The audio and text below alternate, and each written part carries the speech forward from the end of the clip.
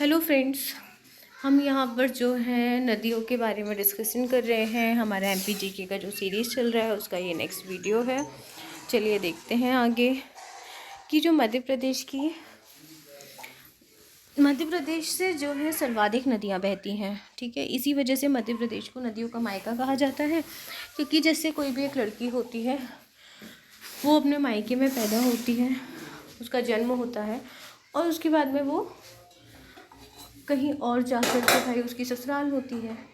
ऐसे ही मध्य प्रदेश की नदियों का हाल है कि इनकी उत्पत्ति तो मध्य प्रदेश से होती है, पर उसके बाद ये किसी दूसरे राज्य में बहती हुई चली जाती हैं, इसलिए मध्य प्रदेश को इनका मायका कहा जाता है।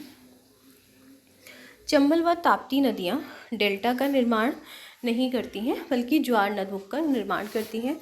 ये क्वेश्चन एमपीपीएससी पूछ भी चुका है। ठीक है, डेल्टा क्या होता है? डेल्टा ये होता है कि नदियाँ समुद्र पे मिलने से पहले अपने साथ जो लाई हुई मिट्टी होती है उसे वहाँ समुद्र के किनारे इकट्ठा करती जाती हैं, जिससे क्या होता है कि नदियों का खुद का ही मार्ग अवरुद्ध हो जाता है और फिर वो इधर उधर के रास्ते से निकलती हैं। ठीक है, और जाके समुद्र में मिलती हैं। और एस्चुरी ये होता है कि नदी बहुत तेज़ी से आ रही होती है और सीधा वो समुद्र में गिर जाती है उसी रफ्तार के साथ, और जितना भी उसके साथ में वो अपने साथ डिपॉजिट लाती है, जो मिट्टी कंकड़ पत्थर जो वो इरोजन करके बहा के लाती है अपने साथ, वो सब वो समुद्र के अंदर ले जा कर के अंदर गिराती है समुद्र के। ठीक है, ये आपका एस्चुरी होता है। ठीक है, फिर आता है कि प्रख्यात भूगोलविद जो आपके महान जोग्राफर थे टॉलमी। ठीक है, ये जो है नर्मदा को नामादोष इन्होंने कहा था। ठीक है, क्या कहा था इन्होंने? नर्मदा रिवर को नामादोष। और जो आपका एमपी है उसे नदियों का मायका कहा जाता है।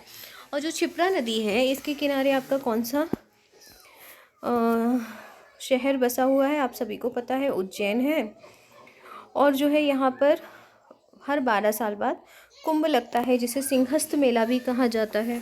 ठीक है, फिर आता है कि आपका नर्मदा नदी जो है ये कौन कौन से राज्य से होकर गुजरती है? तो पता ही होगा वैसे आप लोगों को, मध्य प्रदेश, गुजरात और महाराष्ट्र, 3 राज्यों से होकर गुजरती है। और जो आपकी नर्मदा नदी है इसका उद्गम जो है ये कहाँ से है? ये मध्य प्रदेश से है। चंबल नदी का प्रवाह मध्य प्रदेश, यूपी, राजस्थान राज्यों से होता है। चंबल नदी कहाँ से बहती है? एमपी से, यूपी से, राजस्थान से बहती है। ठीक है, अब जो है आपका कि मध्य प्रदेश का सबसे लंबा बांध है आपका तवा बांध। कहाँ है ये? आपके होशंगाबाद में है। इसकी लंबाई कितनी है? इसकी लंबाई है आपकी 1322 मीटर। ठीक है, जो कहाँ है? होशंगाबाद ज़िले में स्थित है। ये आपका जो है मध्य प्रदेश का सबसे लंबा बांध है, तवा नदी पर तवा बांध। फिर हम देखते हैं वर्धा और वेनगंगा। ये दोनों नदियाँ जो हैं ये मध्य प्रदेश के दक्षिण में बहती हैं और मध्य प्रदेश से दक्षिण में बहती हुई ये महाराष्ट्र में चली जाती हैं और वहाँ जाकर के ये जो है वर्धा और वैनगंगा जहाँ पर जाकर के मिलती हैं, किस नदी से मिलती हैं?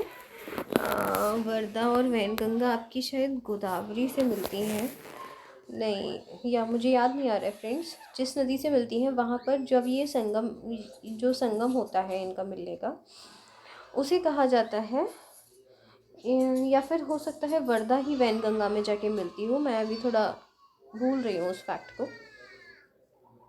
और उस संगम स्थल को प्राणहिता कहा जाता है, जहाँ पर आपकी वर्धा जो है वो वैनगंगा से मिलती है।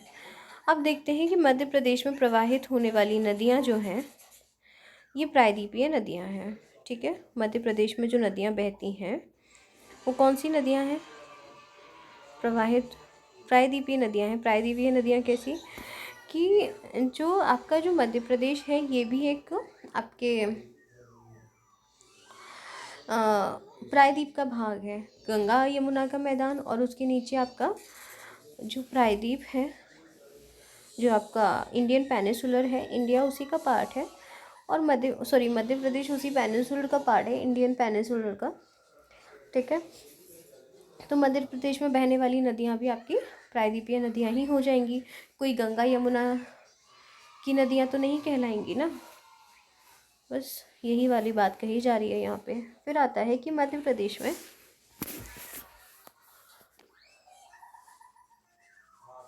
ये नदियाँ ऊपर जा कर के गंगा यमुना में मिलती ज़रूर हैं, ठीक है, मिलती हैं, लेकिन इसका मतलब ये नहीं है कि ये नदियाँ आपकी गंगा यमुना की सहायक हैं, ठीक है, पर ये प्रायद्वीपीय नदियाँ हैं। ठीक है, आगे देखते हैं कि मध्य प्रदेश में के अमरकंटक से 3 किलोमीटर के अंतर से 3 नदियाँ नर्मदा, सोन एवं जोहेला का उद्गम स्थल है। ठीक है, जो मध्य प्रदेश के अमरकंटक से 3 किलोमीटर के अंतर से 3 नदियाँ नर्मदा, सोन एवं जोहेला का उद्गम स्थल है।